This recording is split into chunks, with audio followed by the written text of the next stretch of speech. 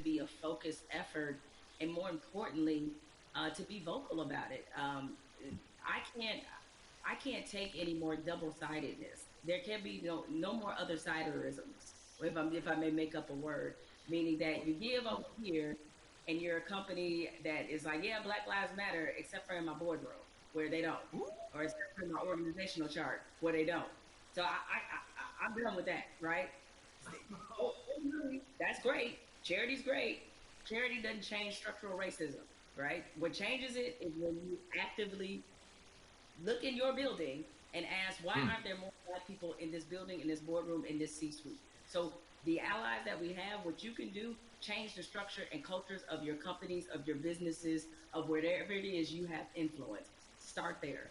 The thing I try to tell people is, it puts us in a no-win situation. I want our white sisters and brothers to be better educated and to care more, but I don't want to have to bear the burden of trying to teach and educate all the time.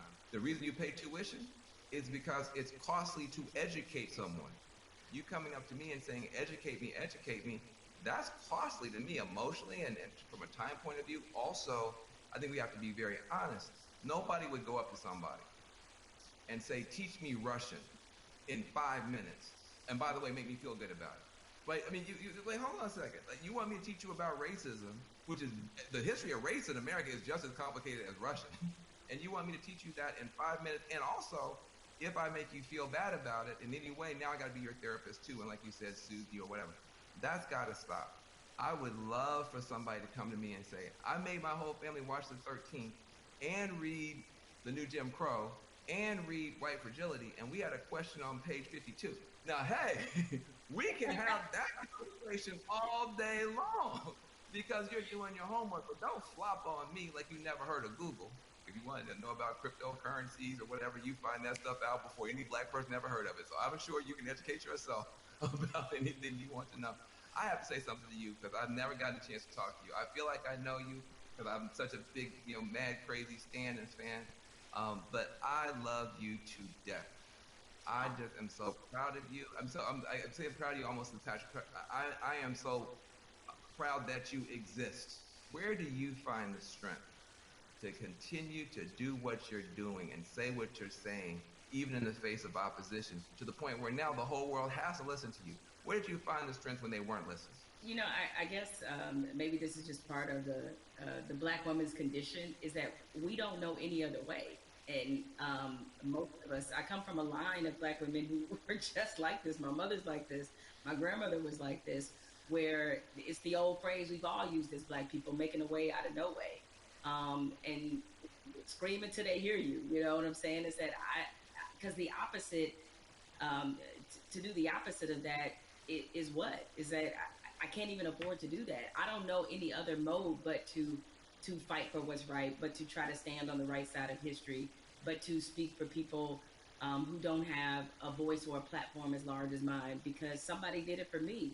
What advice do you have for people who want to have these conversations, maybe not as well spoken, not as well read as you might be, but who really are sincere and want to have a conversation with I think you have to start from a point of honesty and being real about what some of your beliefs, prejudice, biases are, where they come from, why you learned them.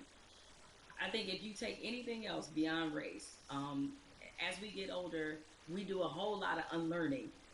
Young folks, when you get to like your 30s, you do a whole lot of that, right? But yeah, my advice is to always start from the point of truth and honesty and self awareness, and you'd be surprised you. what you can get accomplished just by digging into those things. I mean, if you know you come from a racist background, or if you come from where race was talking about a certain way, be honest about what those conversations were and what they taught you. And ask yourself, is this the kind of person that you really want to be? Yeah, I feel like there's a 21st century mindset and a 21st century skill set that everybody's going to need a mindset of empathy. I mean, we're going to be dealing with people every color, flavor, every kind of human being ever born. We all have to deal with each other now because of the internet, because of just the world economy. You're going to be competing against people in China and Nigeria. That's just the world. So you have to have a mindset of empathy to really try to understand where people are coming from. You have to have a skill set of listening. if you understand this conversation, you can talk to black folk and brown folk and Muslims, everybody else. So we're trying to confer a benefit to you. We're trying to make you better. It'll make my life better, but it'll make your life better too. Now, um, what charity are you supporting? Well, some people can maybe see my T-shirt. It says "Support Black Journalists." Right, the lack of still Black journalists in most newsrooms is pretty appalling. What changed my life and what got me really on the right path in this business was being a member of the National Association of Black Journalists. NABJ is the largest minority journalism organization in the country.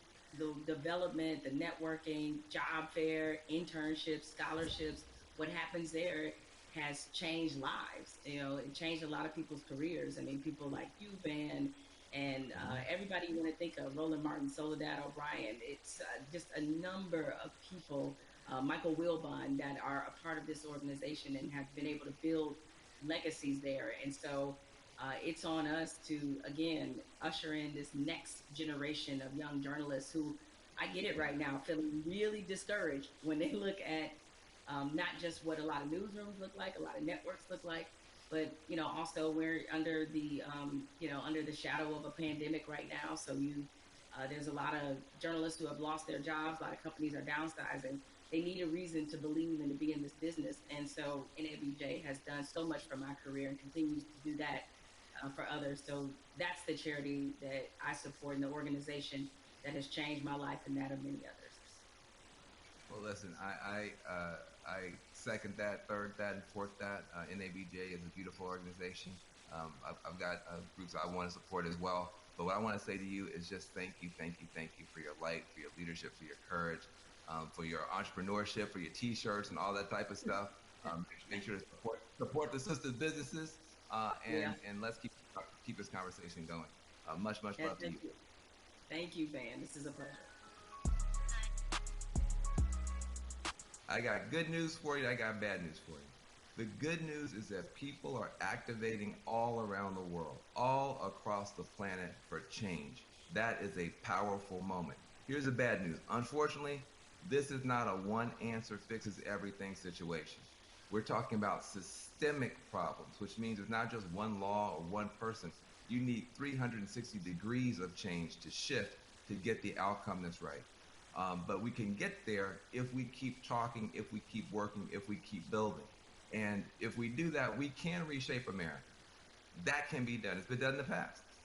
We can move the whole world in a better direction. So I hope that your cell phone right now is full of screenshots of these tools that we've been trying to give you to continue taking action from this virtual town hall. When the stream ends, the conversation should not end. We got to keep pushing. We got to keep going. We are in an important moment in history.